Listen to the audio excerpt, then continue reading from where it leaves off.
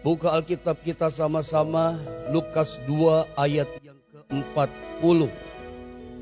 Sudah menemukan saudara jemaat Tuhan? Mari sama-sama kita membaca Lukas pasal 2 ayat yang ke-40. 1, 2, dan 3. Anak itu bertambah besar dan menjadi kuat, penuh hikmat dan kasih karunia Allah ada padanya. Satu kali lagi kita baca ayat ini 1, 2, dan 3. Anak itu bertambah besar dan menjadi kuat, penuh hikmat dan kasih karunia Allah ada padanya. Pagi ini saya mau bicara tentang bangun dan perkuat manusia rohmu. Jadi intinya kita mau bangun spirit kita, kekuatan dalam roh kita. Karena kekuatan roh kita itu ternyata sangat menentukan. Ya, kehidupan kita di depan seperti apa ditentukan oleh manusia roh kita. Kita menang atau kalah, makin naik atau makin turun, makin cemerlang gilang gemilang di depan atau makin hilang cahaya cemerlang kita. Memang ada ayat berkata bahwa jalan orang benar itu seperti cahaya fajar, makin lama makin terang sampai rembang tengah hari. Saya suka bilang, dan tidak mengalami penurunan. Dia makin gilang gemilang makin terang. Itu kalau jalannya benar. Nah, untuk jalan kita bisa benar, terus makin benar, butuh yang namanya manusia roh itu diperkuat. Nggak gampang. Selalu saya berkatakan berulang-ulang, jangan bosan Anda mendengar. Anda dan saya hidup di akhir zaman, bahkan akhir dari akhir zaman. Hidup yang kita jalani model seperti ini tidaklah mudah. Anda butuh kekuatan Allah. Ya, kekuatan rohani mesti diperkuat. Manusia rohani kita diperkuat. Nah, mari kita belajar dari ayat ini. Lukas 2:40 dikatakan begini. Anak itu bertambah besar. Siapakah yang dimaksud dengan anak itu di sini? Saudara, yang dimaksud dengan anak itu di sini tentu saja kalau Anda baca maksudnya adalah Tuhan Yesus Kristus. Sebetulnya tadinya saya mau bicara langsung menjadi kuat. Ya, tapi ini kan ayatnya berurutan ya. Kayaknya nggak bisa selesai hari ini ya. Anak itu bertambah besar dan menjadi kuat. Kuat inilah rohnya nanti kita belajar. Tapi saya urutkan dari awal saja ya, supaya Anda nangkep pelan-pelan dari firman Allah ini. Kalau nggak selesai nggak apa-apa, besok bisa dilanjut ya. Dikatakan anak itu, bilang sama-sama saya, anak itu. Kayaknya kita berangkat dari sini deh, saudara ya, anak itu. Anak itu maksudnya adalah Yesus. Saudara, ketika kita bicara tentang Yesus pada masa anak-anak, kalau saya pelajari di 4 Injil, ya, Matius, Markus, Lukas, Yohanes, ternyata saya temukan begini, masa anak-anak Yesus, masa kecil Yesus tidak banyak ditulis. Jelas saudara ya, masa kecil Yesus, masa anak-anaknya tidak banyak detail dijelaskan kepada kita. Yang ditulis begini, umur 8 hari, dia diserahkan di bait Allah, disunat. Anda jangan bingung kenapa disunat. Itu konteks hukum Taurat. Kita nggak bahas itu. Lalu ayat ini katakan ketika Lukas pasal 2 umur 12 tahun. Yesus dibawa ke bait Allah. Merayakan masa raya Paskah waktu itu. Itu pun ditulis saudara ya. Dan kan dikatakan anak itu.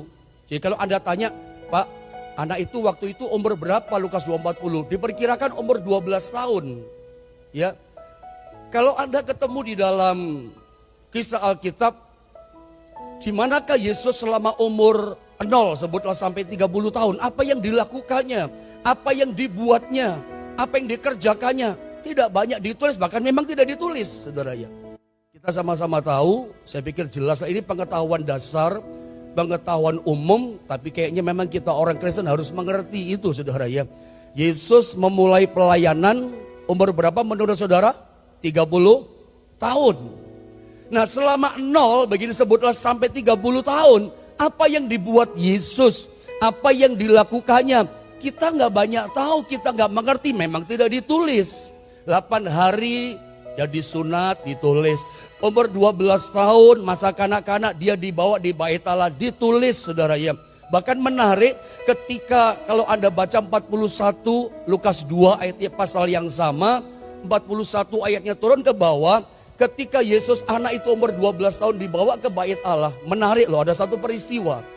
Dia tanya jawab saudara ya. Dia berbicara banyak dengan alim ulama, dengan hukum ahli Taurat, dengan orang-orang Farisi, saudara ya. Itu ngobrol dia di situ, tanya jawab. Dan Yesus bisa menjawab semua pertanyaan orang-orang Farisi, ahli Taurat. Boleh bilang sama-sama saya, ahli Taurat. Ahli Taurat pun pertanyaannya ahli. Yang tanya ahli Taurat, ahli soal Taurat, semua pertanyaan mereka bisa dijawab Yesus clear dengan jelas. Makanya saya percaya 12 tahun saja Yesus sudah kayak begitu. Ahli Taurat pun dia bisa jawab pertanyaannya. Saya yakin, apalagi kalau cuma persoalan hidup saudara, urusan-urusan hidupmu dan hidupku, percayalah, Yesus menjadi jawaban buat segala masalah kita. Yang percaya katakan amin. Umur 12 tahun Yesus sudah bisa bikin seperti itu. Jadi saya kembali ulang, apakah penting pendeta untuk kita tahu mengerti masa kecil Yesus? Menurut Anda bagaimana? Penting nggak saudara untuk tahu masa kecil Yesus? Sebutlah begini, umur 0 sampai 30 tahun apa yang dibuat? Karena kita tahu Yesus start memulai pelayanan, dia itu umur 30 tahun. Dan tidak panjang waktunya, hanya 3 tahun setengah. Diperkirakan Yesus di dunia ini hanya sampai umur 33 setengah tahun. 3,5 tahun dia selesaikan tugas pekerjaan dari Bapa. Nah yang menarik, lalu 0 sampai 30 tahun ini Yesus di mana? Apa yang dibuat oleh Yesus? Menurut Anda pagi ini penting gak kita belajar ini? 0 sampai 30 tahun, apa yang dikerjakan Yesus? Berkat apa yang kita bisa dapat dari 0 sampai 30 tahun dari kehidupannya Yesus? Kok gak ditulis sih? Sebetulnya penting untuk kita pelajari. Ada berkat rohani yang saya sebut sangat dalam, yang sangat berguna buat bekal kita menjalani hidup. Karena ternyata salah satunya kemenangan hidup kita ditentukan pada masa ini, saudara ya. Yesus 0 sampai 30 tahun. Ada satu ayat sih yang bisa menerangkan hal itu kepada kita. Coba kita lihat sebentar saudara ya. Ayat 51 dalam pasal 2 dulu. Lukas pasal 2 ayat 51 dulu. Sebelum kita masuk pada ayat berikutnya, saya terangkan dulu di sini tentang anak itu saja ya. Ayat 51 sampai 52. Sama-sama kita baca ayat 51 saudara ya. 1, 2, dan 3. Lalu ia pulang bersama-sama mereka ke Nazaret, dan ia tetap hidup dalam asuhan mereka. Dan ibunya menyimpan semua perkara itu di dalam hatinya. Lanjut saja 52, terus 2, 3. Dan Yesus makin bertambah besar dan bertambah hikmatnya dan besarnya, dan makin dikasihi oleh Allah dan manusia. Dia bertambah besar, nanti kita masih bicara itu. Nah, di manakah Yesus? Apa yang dilakukannya? Apa yang dibuatnya? Sepak terjangnya bagaimana? Selama 0 sampai 30 tahun, atau sebutlah 12 tahun sampai 30 tahun. Di mana dia? Apa yang dilakukan? Kayaknya penting deh kita tahu ini menurut saya. Lihat ya ayat 51 tadi. Lihat saya baca ya. Lalu ayat ini cukup menjawab, cukup memberitahu kita di mana apa yang dibuat 12 sampai 30 tahun. Perhatikan kalimatnya. Saya baca, dengar baik-baik. Lalu ia pulang bersama-sama mereka dari bait Allah umur 12 tahun, habis tanya jawab dengan ahli Taurat dan orang Farisi. Lalu ia pulang bersama-sama mereka ke mana saudara? Ke Nazaret. Jadi ternyata umur 12 tahun ya sampai dengan umur 30 tahun yang tidak banyak ditulis datanya, di manakah dia? Apa yang dibuat, apa yang dilakukannya? Ternyata dia ada di Nazaret. Alkitab memberitahu kita apa yang dibuat di sana, yang dilakukannya, dan dikatakan ia tetap hidup dalam asuhan mereka. Bilang sama-sama saya, asuhan mereka. Saudara dengar saya, lihat saya. Dan ini tidak mudah buat Yesus. Ini tidak gampang buat Yesus. 12 tahun sampai 30 tahun di Nazaret, di bawah asuhan mereka, di dalam asuhan Yusuf dan Maria. Dengarkan saya, ini tidak mudah. Ini tidak gampang dilakukan oleh seorang manusia Yesus, Allah jadi manusia. Karena Anda catat baik-baik, Yesus itu ketika dia datang ke dalam dunia ini, dia itu adalah manusia 100%. Tapi jangan lupa, dia itu adalah Allah 100% yang datang ke dunia. Dia punya kuasa. Dia 12 tahun sampai 30 tahun, dia bisa bikin apa saja. Dia bisa buat apa saja. Dia berkuasa. Karena dia manusia 100%. Jangan lupa catat baik-baik. Dia juga adalah Allah 100%. Makanya saya katakan, ini gak gampang. Ini tidaklah mudah. Umur 12 tahun sampai 30 tahun ada dalam asuhan papa mamanya, ayah ibunya itulah Yusuf dan Maria. Gak gampangnya di mana? Dia harus punya roh penundukan diri. Dia harus punya roh yang namanya penguasaan diri. Dan kebanyakan di antara kita berkata apa? Waduh, tidak gampang Pak. Memang ini paling tidak gampang. Tapi bukankah kehidupan kita di depan ditentukan oleh ini? Menang kalahnya kita, cemerlang tidaknya hidup kita, salah satunya ditentukan oleh pengendalian diri, penundukan diri, penguasaan diri kita ini saudara. Dan bagi Yesus tidak gampang sebetulnya itu. Karena dia bisa bikin apa saja, dia bisa buat apa saja. Tapi dia punya pendudukan diri ini kepada ayah ibunya. Jadi kalau Anda tanya sama saya, ada orang tanya, Yusuf bapaknya kan tukang kayu. Saya boleh tanya kepada Anda, menurut Anda Yesus bisa nggak gergaji kayu? Menurut Anda? Saya yakin bisa. Karena dalam asuhan mereka. Cuci piring bisa nggak kira-kira? Saya yakin bisa. Dia punya roh pengendalian diri. Dan saya katakan berkali-kali itu sebetulnya nggak gampang. Ada dulu pernah seorang jemaat anak muda di gereja ini tanya sama saya. Om Yohanes, bagaimana Om ya saya mesti jawab pertanyaan papa saya. Papa saya sering tanya sama saya begini, tanya bagaimana? Jadi anak muda ini adalah Kristen, sudah dalam Yesus, jemaat kita. Papa mamanya belum, yang tanya papanya. Papanya berkali-kali ngomong sama anaknya begini, anak muda kita. Nanti kalau papa mati, kamu tolong sembayangin abunya papa. Udah gampang saudara ya. Dia sudah Kristen, dia ngerti prinsipnya tidak boleh menyembayangin abu itu. Lalu dia tanya sama saya, Om bagaimana jawab saya? Ya gampang saja jawabnya. Gak usah jawab yang aneh-aneh, gak usah main pakai ayat. Lukas pasal 5, Lukas pasal 2, gak usah jawab pakai teologi papamu gak ngerti. Karena dia gak kenal Yesus papanya. Jadi gak usah sok jadi orang Kristen saudara ya. Pakai ayat gak ngerti papanya gitu. Kadang-kadang ada orang terlalu sok saudara ya. Main ayat bapaknya gak ngerti. Bukan tambah bertobat, tambah ngamuk papanya. Butuh anak itu rendah hati. Jadi orang belajar menundukkan diri. Ada tahu apa saya katakan pada anak ini? Ya kamu ngomong saja sama papamu begini terang-terangan. Pak, saya sudah percaya sama Yesus. Saya sudah kenal Tuhan. Maaf Pak, saya nggak boleh nyembayangin abu Pak. Terus bagaimana Om? Katakan begini. Tetapi saya janji Pak, selama saya hidup dan Tuhan percayakan papa sama mama hidup sama saya janji saya akan hormat sama papa mama. Saya akan cinta sungguh-sungguh sayang sama papa mama. Saya akan urus papa mama, saya akan berusaha senangkan papa mama sesenang-senangnya. Titik. Anda tahu ketika dia jawab itu apa? Papanya seneng gak? Papanya seneng. Papanya gak marah. Bahkan kelihatannya hari-hari ini papanya mulai tertarik kepada Yesus. Jawabnya gak usah aneh-aneh saudara ya. Tetapi ini sikap pengendalian diri. Yesus ketika umur 12 tahun ternyata sampai dengan 30 tahun. Dia punya roh itu saudara ya. Punya roh yang namanya pengendalian diri. Dia tunduk betul kepada ayah ibunya. Dan saya katakan dia itu Allah. Tetapi dia itu juga manusia. Tapi Yesus bisa kerjakan itu. Cocok gak? Kalau satu kali Yesus tiba-tiba muncul ketika dia mengajarkan firman. Ya, ketika umur 30 tahunan, tiba-tiba dia beritakan firman. Anda tahu salah satu ajaran Yesus yang sangat terkenal. Yaitu Matius 11 ayat 28. Dia berkata begini. Marilah datang kepadaku.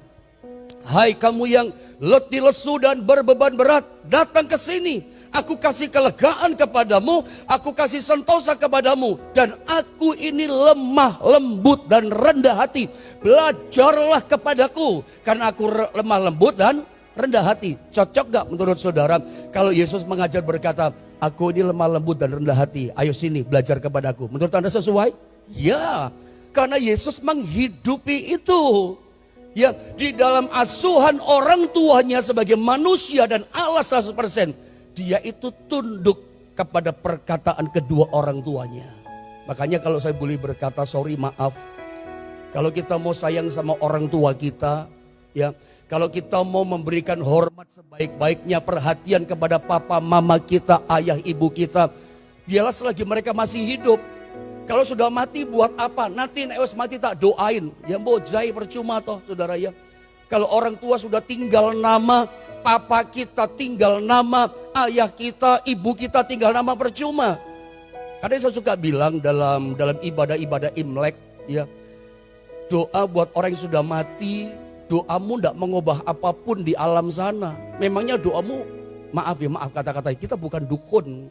Yang doa kita seolah-olah bisa mengubah sesuatu yang di sana, nggak bisa. Makanya begini, kalau mau sayang orang tua, rawat orang tua, memberikan yang terbaik sama orang tua ketika mereka masih hidup. Belajar seperti Yesus.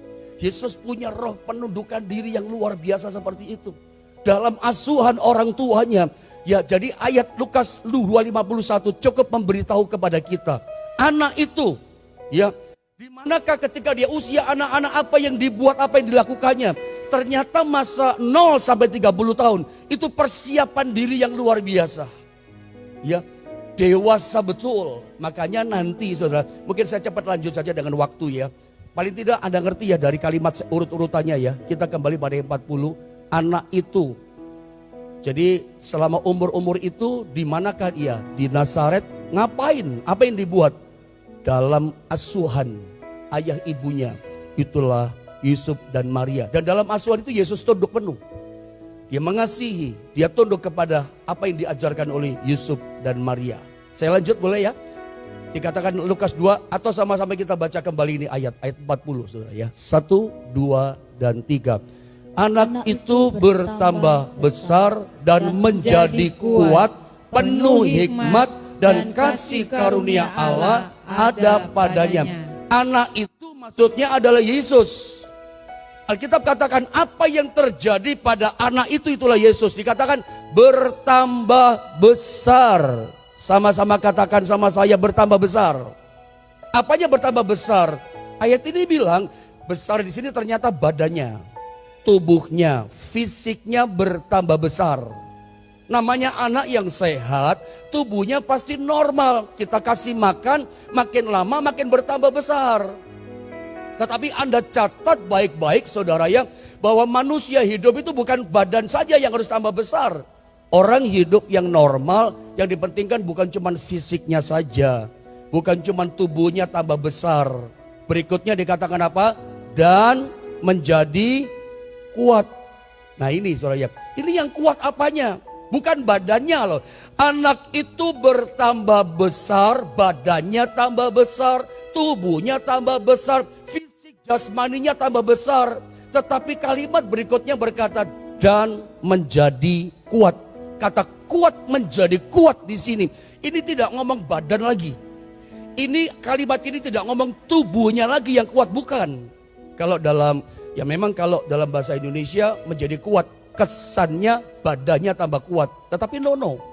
Di dalam bahasa Inggris dalam terjemahan King James Version disalin dengan kata strong in spirit. Ya, rohnya yang jadi kuat, spiritnya yang jadi kuat saudara ya. Yang Tuhan mau dalam kehidupan kita bukan cuma badan yang tambah kuat, tetapi roh kita. Tema kita bicara kita mesti bangun manusia roh kita. Badan sehat harus, saya berdoa dalam melewati masa-masa pandemi kita berdampingan dengan coronavirus COVID-19, tetap jaga kesehatan. Tetap tubuh kita harus kuat. Ya, cuci tangan sesering mungkin, hand sanitizer tangan kita sesering mungkin. Keluar rumah jangan lupa pakai masker, saudara ya. Memang kita harus menjalani hidup yang new normal, jangan lupa. Tetap jaga kesehatan, saya gembalamu berdoa. Tapi jangan lupa saudara ya, doakan juga saya gembalamu. Supaya tetap sehat, masih jauh ke depan bisa melayani Tuhan. Saya senang, saya suka sekali melayani saudara. Saudara jemaat yang sangat mengasihi Tuhan, saya mengasihi saudara, Tuhan mengasihi saudara. Tolong doakan saya juga. Setiap hari saya doa buat saudara, supaya semua keluarga, supaya saudara semuanya yang mendengar live streaming ini, semuanya tetap sehat, dipelihara oleh Tuhan. Tubuh harus sehat, tapi jangan lupa, roh kita juga mesti sehat. Bukan cuma badan yang tumbuh, tapi roh ini juga mesti tumbuh. Ya kuat, roh kita makin kuat. Dan kalau kita bicara tentang roh yang kuat tadi, salah satunya pengendalian diri. Tidak gampang loh saudara mengendalikan diri. Yesus itu kenapa rohnya kuat? Karena dari 0 sampai 30 tahun sudah dalam pengendalian diri. Tidak gampang ya, saya kasih contoh ya. Saya punya anak yang kedua, bulan ini umur 7 tahun kalau nggak salah. 7 tahun saudara ya. Tanggal 4, 7 tahun. Iya. Kalau saya peluk dia sebentar saja, bisa dipeluk, namanya anak, papa peluk kan. Tapi nggak bisa lama. Paling nggak sampai semenit sudah, dia sudah pengen ke sana, pengen ke situ. Makanya tadi saya sempat bilang sama saudara, di bawah asuhan orang tua pengendalian itu udah gampang loh. Contoh ini cuma contoh kecil, baru digini sebentar sudah pengen ke sana. Yesus itu Allah, tapi dia manusia. Udah gampang loh saudara ya. Tapi ternyata di sini menentukan kenapa rohnya jadi kuat. Roh kuat ini penting. Saya akan buktikan, saya masih panjang bicara hal ini kepada saudara besok. Ini masih awal saudara ya, kita pelan-pelan masuk ya. Saya akan tunjukkan sama saudara, apa betul Yesus bukan cuma badannya kuat, fisiknya kuat, tapi rohnya bertumbuh menjadi kuat. Dan roh yang kuat ini sangat penting, yang menentukan masa depan dalam kehidupan kita. Bagaimana kehidupan kita ditentukan roh kita yang kuat. Coba kita lihat dalam satu pasal, saudara, pasal yang ke-9 saudara ya. Lukas pasal 9 ayat 51 sampai ke bawah, saya baca saja ayat ini. Anda simak saja Alkitab saudara, ikuti pembacaan. Saya tunjukkan sama saudara, Yesus itu kuat rohnya, beda sama yang lain. Ketika start memulai pelayanan, kelihatan rohnya kuat. Pengendalian dirinya hebat saudara ya. Saya baca 51, ketika hampir genap waktunya, Yesus diangkat ke sorga. Wah, ini kayaknya penting juga dijelaskan ini ya. Ketika hampir genap waktunya, Yesus diangkat ke sorga. Perhatikan ya, ia mengarahkan pandangannya untuk pergi ke Yerusalem. Jadi kalau istilah saya, ayat ini jelaskannya gini saudara ya. Ini kayak kalau kita misalnya kita kayak lihat jam. Kita setiap hari pasti ada jadwal ya. Saya juga ada jadwal, jam sekian nanti mau ini, persiapan ini lakukan. Apalagi ada yang profesional, ada yang kerja, ada bisnis, ada punya jadwal. Ya, Anda mau buat ini, Anda mesti suka lihat jam kan. Oh jam ini aku mesti ke sini. Yesus sama, ketika hampir genap waktunya Yesus diangkat ke sorga. Dia tahu waktu, dia tahu masa, tetnya kapan dia naik ke sorga. Nah itu mendekati dia mau naik ke sorga. Itu mendekati masa di mana dia akan disalibkan. Dia lihat jam. Wah, sudah mau disalibkan nih. Lagi udah mau mati. Kayak lihat jam, tahu waktu. Lalu ia mengarahkan pandangannya untuk pergi ke Yerusalem. Mau pergi ke Yerusalem, itu jalan yang terbaik itu lewat Samaria. Dia minta izin sama orang Samaria. Santun banget saudara ya. Pakai minta izin, padahal dia penguasa. 52, coba kita lihat. Saya terangkan pendek-pendek ya. Dan ia mengirim beberapa utusan mendahului dia. Perhatikan, mereka itu pergi lalu masuk ke suatu desa orang Samaria untuk mempersiapkan segala sesuatu baginya. Dia mau ke Yerusalem, mesti lewat Samaria, tempat yang terbaik, gak membuang waktu, gak berputar. Kondisi pada masa itu Yerusalem dan Samaria musuhan. Yesus izin, boleh gak masuk lewat situ. Dia kirim muridnya sebagai utusan minta izin. Boleh gak? Santun ya. Makanya apapun kita buat, kerja, izin mesti beres saudara ya. Jangan main belakang, tiru Yesus. Ini termasuk roh, ini bicara roh. Ya, jelas ini bicara roh. Terus 53. Tetapi orang-orang Samaria itu udah minta izin. Tetapi orang-orang Samaria itu tidak mau menerima dia, nggak mau menerima Yesus lewat situ. Karena perjalanannya menuju Yerusalem. Yesus sopan, ya santun, minta izin. Boleh nggak saya dengan rombongan lewat Samaria? Orang Samaria yang musuhan sama orang Israel, musuh bebuyutan berkata, nggak boleh, kami nggak suka kamu lewat sini. Lalu lihat ayat berikutnya. Ketika dua muridnya yaitu Yakobus dan Yohanes melihat hal itu, mereka berkata, Tuhan, apakah engkau mau? ngamuk Yohanes sama Yakobus, ditolak. Tuhan, apakah engkau mau supaya kami menyuruh api turun dari langit untuk membinasakan mereka? Begitu ditolak, mereka lapor sama Yesus, Yohanes sama Yakobus. Yesus, guru Tuhan, mereka menolak. Mereka tidak pengen kita lewat sini. Tuhan, apakah engkau mau kami suruh api turun dari langit bakar mereka semua? Rupanya mereka tahu mereka punya kuasa itu. Tuhan, apakah engkau mau kami bakar mereka dengan api dari sorga? Kami bakar mereka. Turun api dari langit, artinya bakar. Anda tahu apa jawaban Yesus? Gara-gara ditolak, mereka mau bakar itu orang Samaria. Anda tahu jawaban Yesus bagaimana? Sama-sama kita baca 55. Ini maksud saya. Dan 56 tentunya. Sama-sama kita baca pelan-pelan tapi tegas. 55 dan 56. 1, 2, dan 3. Akan tetapi ia berpaling dan menegur mereka. Tunggu, bilang sama-sama saya, menegur. Menegur. Ditegur. Akan tetapi ia berpaling dan menegur mereka. Ngomong bagaimana? 56. 2, 3. Lalu mereka pergi ke desa yang lain. Lalu mereka pergi ke desa yang lain. Yesus ngalah. Tapi ditegur dulu. Lalu Yesus menegur mereka. Kalau kita dengar kata menegur bahasa Indonesia, menegur. Menegur. Lihat bahasa Inggris King James Version. Pakai kata rebuke. Rebuke them. Ada tahu istilah rebuke? Rebuke itu artinya menengking. Boleh bilang sama-sama saya, menengking. Ditengking, menengking. Ya. Kata rebuke di dalam Alkitab itu Yesus suka pakai menengking setan. Kalau menegur itu kayak pelan ya. Ada gak orang menengking setan gini? Hei setan, sana pergi sana. Ayo pelan, ayo pergi sana deh, sana. Gak ada. Menengking, hai setan dalam nama Yesus pergi kamu. Itu rebuke, menengking.